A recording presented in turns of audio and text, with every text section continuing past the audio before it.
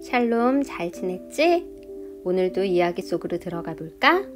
지난번에 모세가 이스라엘 백성들을 데리고 출애굽한 이야기를 해주었지? 그렇게 하나님은 항상 이스라엘 백성들과 함께 계셨어.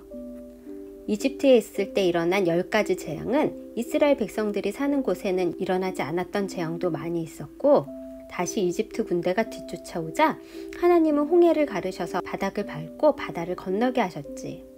이런 엄청난 기적을 보았지만 이스라엘 백성들은 광야에서 불평하고 원망하며 눈에 보이지 않는 하나님을 형상화하며 우상을 섬겼지. 하나님은 우상을 만들고 절하는 것을 절대로 하지 말라고 하셨는데 말이야. 하나님은 광야에서 모세에게 이스라엘 백성들이 지켜야 할 율법 10개를 돌판에 새겨주셨어. 바로 10계명이야. 그러나 이스라엘 백성들은 그것을 지키지 못했지. 이스라엘 백성은 하나님이 예비하신 가나안 땅까지 들어가는데 40년이나 걸렸어. 불평하고 원망했던 출애굽 때의 백성들은 하나도 들어가지 못하고 그 자손들이 들어갈 수 있었지. 그들이 가나안 땅에 들어가려고 할 때 그 땅들은 다른 주인들이 각기 있었어. 이스라엘 백성들은 그 땅을 차지하기 위해 수십 년 동안 전쟁을 하게 되었단다.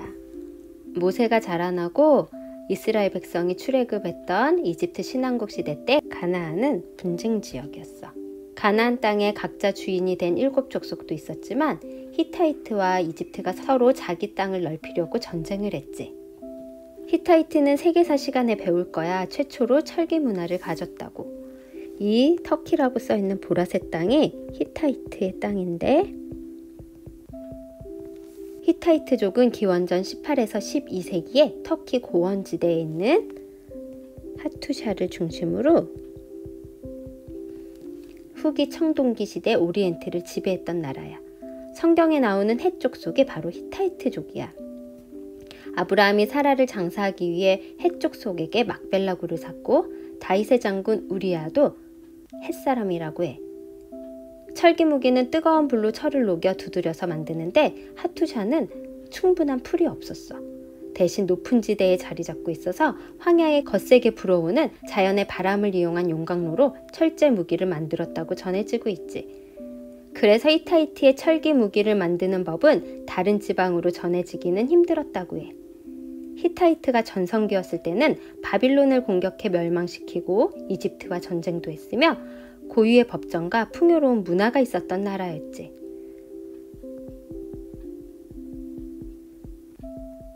바벨론은 함무라비 왕 이후 분열되어 16세기에 히타이트족에게 멸망당하고, 그 후 4세기 동안은 카시트족이 왕위를 계승하였단다. 그리고 아시리아에게 멸망당했지. 이집트와 전쟁한 유명한 카데시 전투 이야기를 해줄게. 이집트와 히타이트는 수백 년에 걸쳐 가나안 지역에 있는 아라비아 반도를 차지하려고 싸웠어. 그때 카데시는 지금의 시리아 지역에 있었는데 히타이트가 점령하고 있었다고 해. 히타이트 왕은 무아탈리 2세였어. 기원전 1270년경 이집트의 람세스 2세는 히타이트와 싸우기에 카데시로 쳐들어갔지. 히타이트는 강력한 전투마차로 처음엔 승리하는 것 같았지만 람세스가 직접 몸을 사리지 않고 지휘하자 전세는 역전되었어. 두 나라는 서로 큰 타격만 입히고 이집트는 돌아가고 히타이트는 그대로 카데시를 지켰다고 해. 그런데 재미있는 것은 각국이 전쟁한 기록을 남겼는데 자신들에게 유리한 기록만을 남겨서 누가 진짜 이 전투에서 이겼는지는 아직도 논의의 대상이지. 15년 후 람세스 2세와 하투실리 3세 때 양국은 평화조약을 맺었어. 이 조약은 평화조약 중 가장 오래된 것으로 알려져 있지. 또 친선관계를 유지하기 위해 람세스 2세는 히타이트 왕녀와 결혼도 했단다.